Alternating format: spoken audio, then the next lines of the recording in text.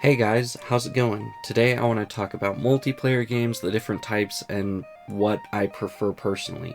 If you like the video, consider subscribing, and let's get into it. Also, all of these are just going to be my own preferences. Leave your own in the comments below. So there are three different types of multiplayer games I want to go over, like the online competitive multiplayer games, the couch co-op story games, and the couch co-op competitive games. So online multiplayer games would obviously be games like Fortnite and Fall Guys, that type of thing. These games appeal to a whole lot of people, and I'm not one of them. And I know that may sound ridiculous because of what's on screen right now. I'm sure you're just seeing a ton of pictures of my Fortnite wins, but that's because I was insanely addicted to the game a few years ago. The problem I have with these games is that it doesn't feel like I'm beating anything. I feel like there are a million games out there, and I want to work my way through like the greatest ones, right?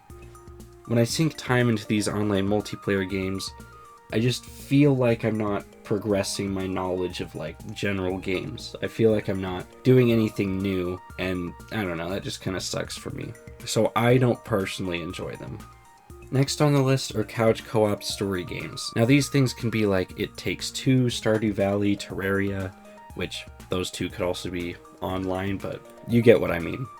They can also be games like the Lego games, Lego Harry Potter, Lego Star Wars, all those things. These can honestly be pretty fun as long as like you and a buddy can consistently sit down and play the game together. Unfortunately, a lot of the time people's schedules just don't work out, and that can make it pretty hard. But when you can actually make time to just play a game with a buddy on your couch, it's a ton of fun. That is in most scenarios. Games like Mario Odyssey or Pokemon Let's Go Pikachu and Eevee have a second player option, but the second player is always going to be a little bit bored because everything they do will be either unimportant or the first player could do better themselves. These games just aren't made to be multiplayer games, but it feels like they just threw that in there last minute to say, oh, and you can play two-player, when realistically these games shouldn't be played multiplayer. Now for couch co-op competitive games. These are my favorite. Things like Smash Bros, Mario Party, and little indie games like Boomerang Fu. All of these are incredible because you could just jump into a match with a couple of buddies.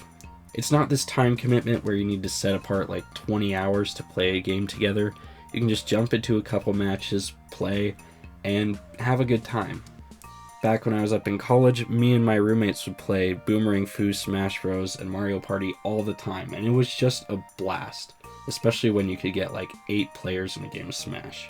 The one thing that can really set these games apart from all the others is if they can balance being easy enough for a new player to play, and being complex enough or varied enough to where anyone can enjoy playing it for the 100th time.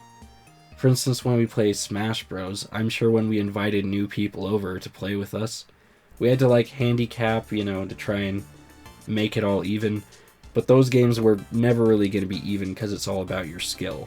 Whereas with like Mario Party, a lot of it is random, so literally anyone can win.